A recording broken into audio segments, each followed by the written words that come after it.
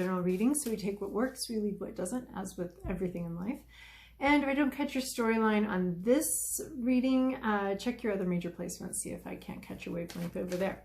And I've been posting the, what do you call those? The pictures of the spread at the end of the video. So if you want to check my work or whatever. All right.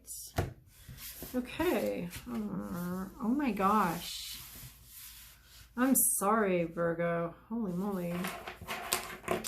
We have Eva.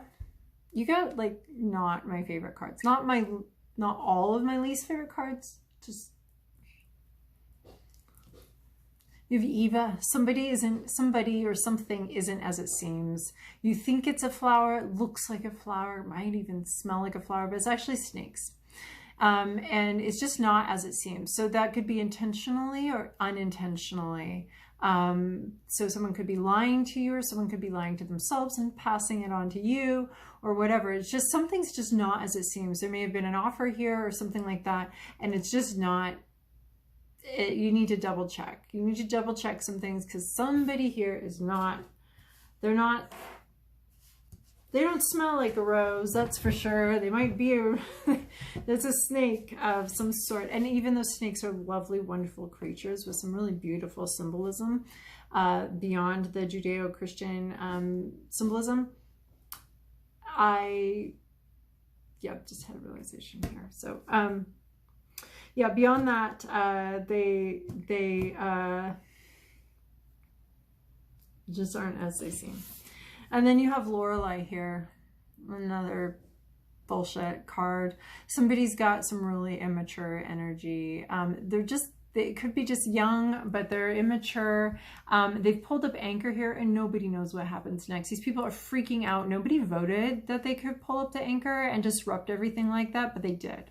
They disrupted a lot of things, and we don't know. I mean, this could be a very, very calm little young mermaid who's just going to put the anchor back when she gets called in for lunch. Or this could be like a really, she could just be sitting here wondering like, what should I do?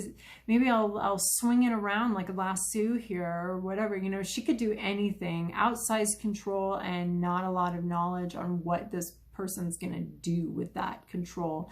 And are you going to get jerked around here?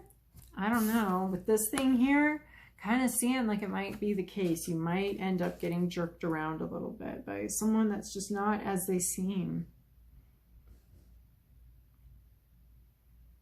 Yeah, this is emotional energy, emotional manipulation, yanking your chain, pulling on your strings. This could be somebody that enjoys getting under your skin, or somebody that enjoys getting a rise out of you, or pushing your buttons. That's the term I was looking for. Pushing your buttons. Someone that just has way more emotional control than emotional stability.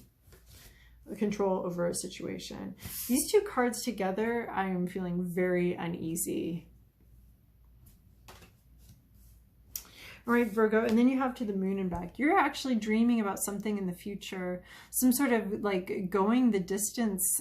You have something you want to say, and you have something that you're holding back on, and you're just relying on your intuition right now to not, and it's saying to not move forward, even though you kind of want to, and you've got these things on your heart, messages from the heart that you'd like to deliver. Is this you? It just occurred to me that this could be you. You could be misrepresenting yourself to somebody, and you could be somebody else's difficult emotional energy. Something to consider, something to open your mind up about. So anyway, we're looking to the future here, and we're not going anywhere though. We're hanging back, but we are dreaming of going, and we might even be planning and scheming on going ahead to the moon and back, going the distance here. But we're not yet. We're not moving forward yet. Just hanging back, sitting there, watching, waiting, worrying. I think you might be very worried. I'd be very worried.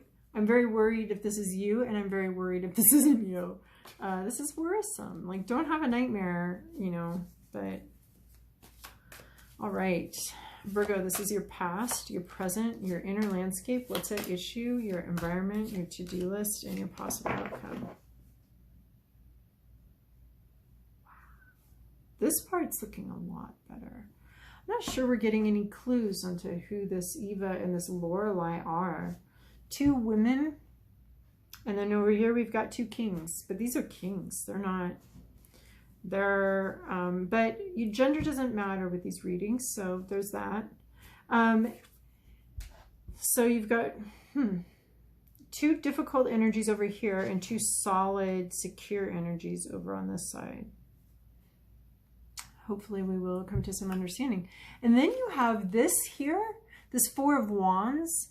So this is, but I'm just seeing, here's what I'm seeing.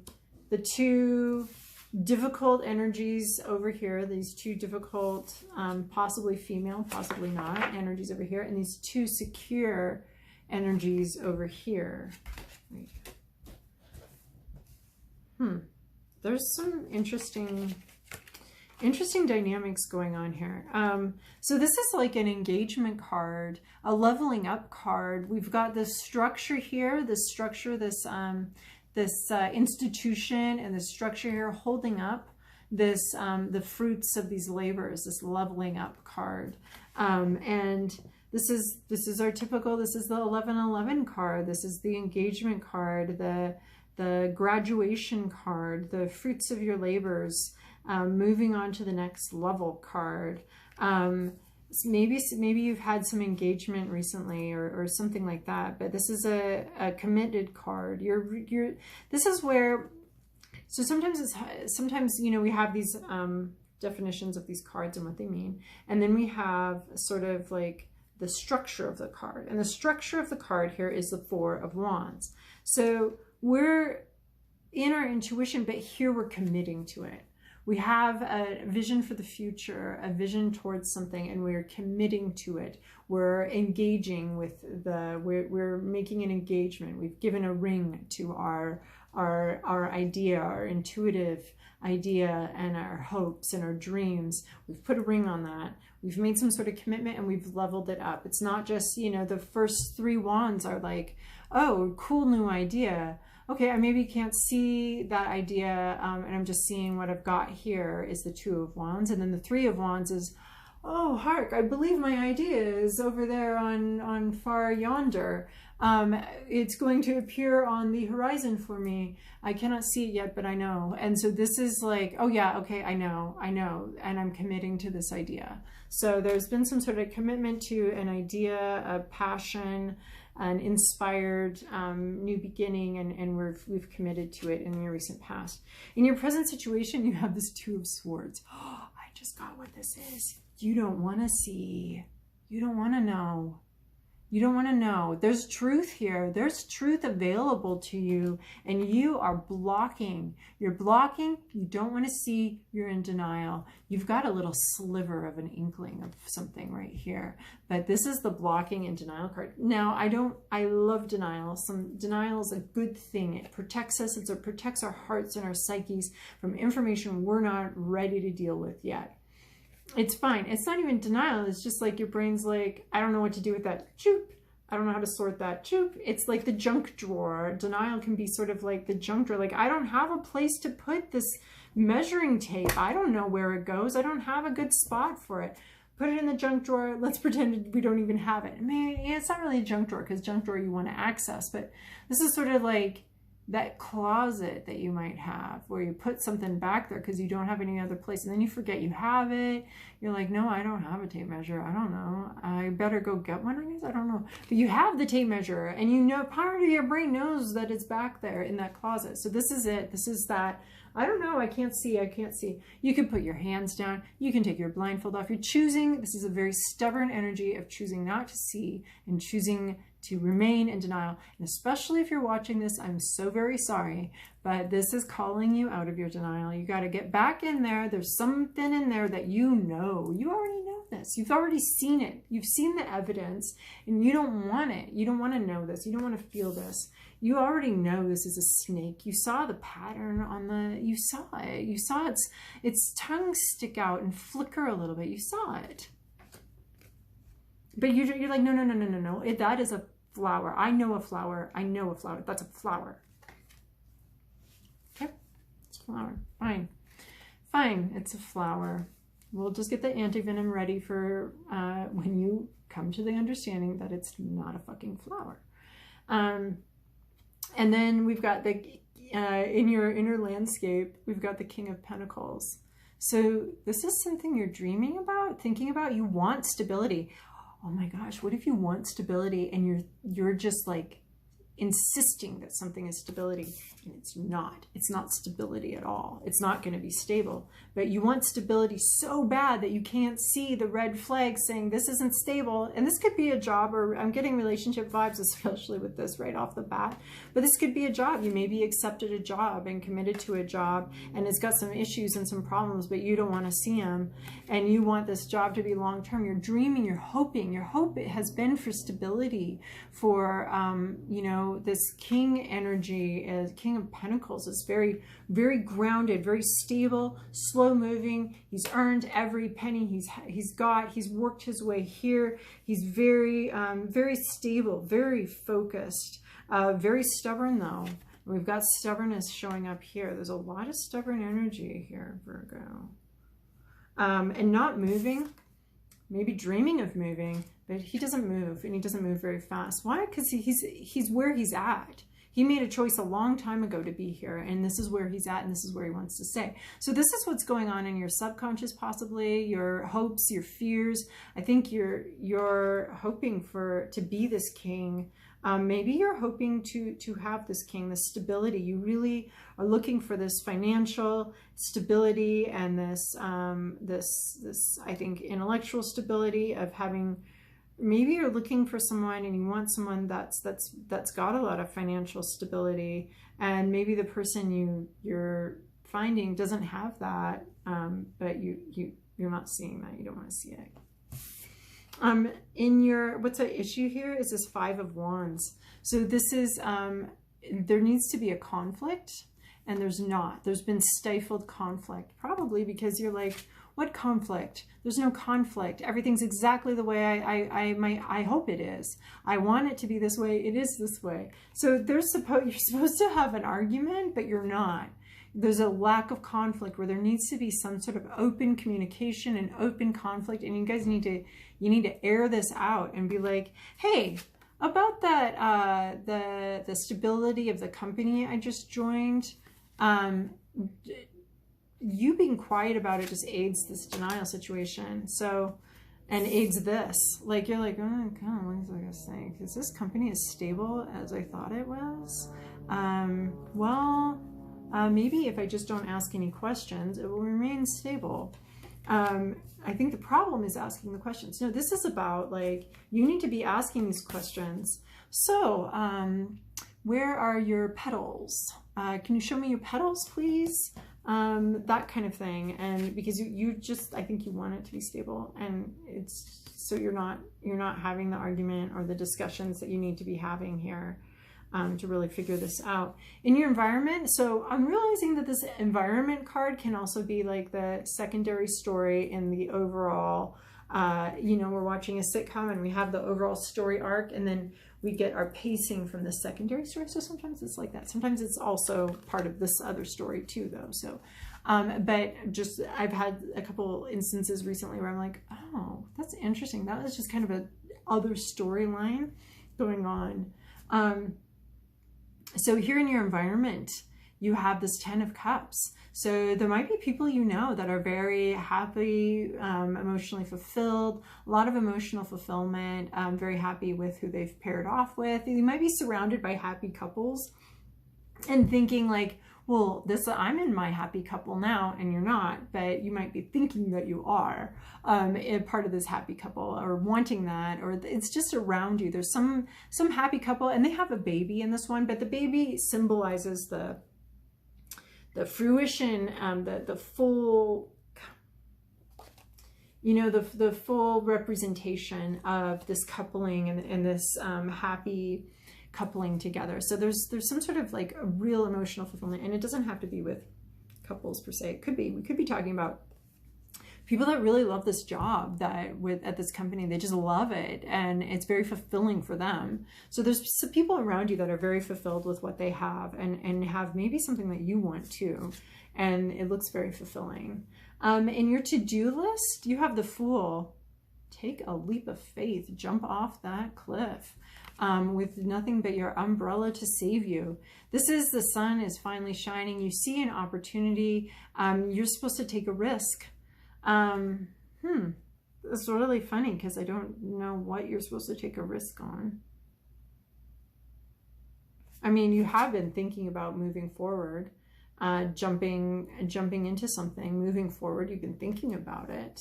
This is saying it's time to jump, or at least consider really get closer to jumping.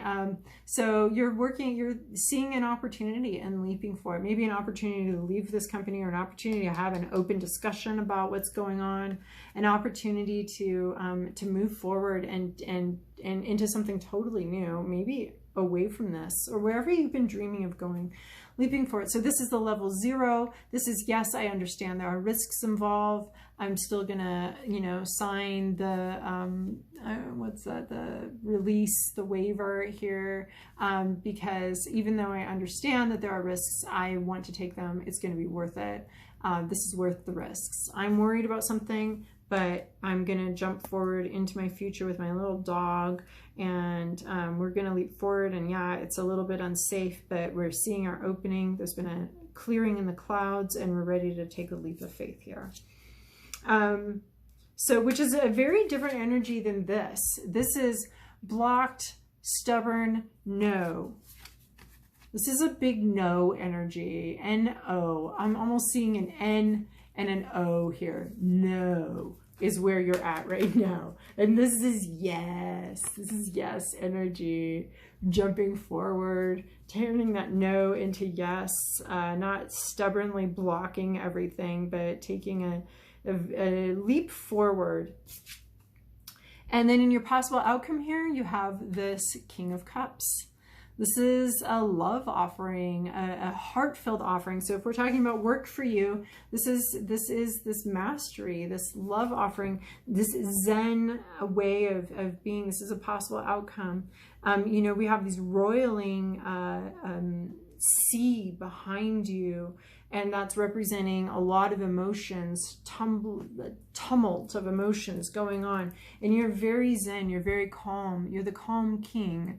And you're not controlling your emotions, you're just learning from them, dealing with them. And here you have this cup of love you might be giving to somebody. So this could be you, or this could be somebody coming in with some sort of Zen love offering, or just a love offering. This person is very intuitive and they have a lot to give. Look how lovingly he's looking at you. I don't know if you can see that. He's very lovingly looking at you and cares how you feel, cares what you think. But he's a king, gets what he wants. So, but this is the best. This is the best king, emotional maturity. So this is either someone that you're going to be meeting, this emotionally mature king, which we can contrast to this immature, emotionally immature mermaid energy. And then, so here we have the mermaid, this water cups, emotional immaturity. Yeah, things are calm now, but what happens when she gets a bee in her bonnet and wants to have some fun with these people? This king, this is emotional maturity. He's never going to yank this anchor. He's never going to pull up the anchor without everybody being in agreement, without thinking about how these people feel and what's going on with everybody involved. Because he's a king. His job is to be caring about his whole kingdom and all of his subjects, not just himself. The king is, kings really have to have the greater good in mind, right? And this king definitely does have the greater good in mind. He's full of love for his subjects and for his queen, and very intuitive, very emotionally mature, contrasting very starkly with this energy, this emotionally immature energy over here. All right, Virgo, that was an interesting reading as far as from my perspective, so I hope that's helpful for you. Thank you so much for your likes, comments, and subscribes. I really love interacting with you guys both on Twitter and on YouTube. So hope you have a wonderful week.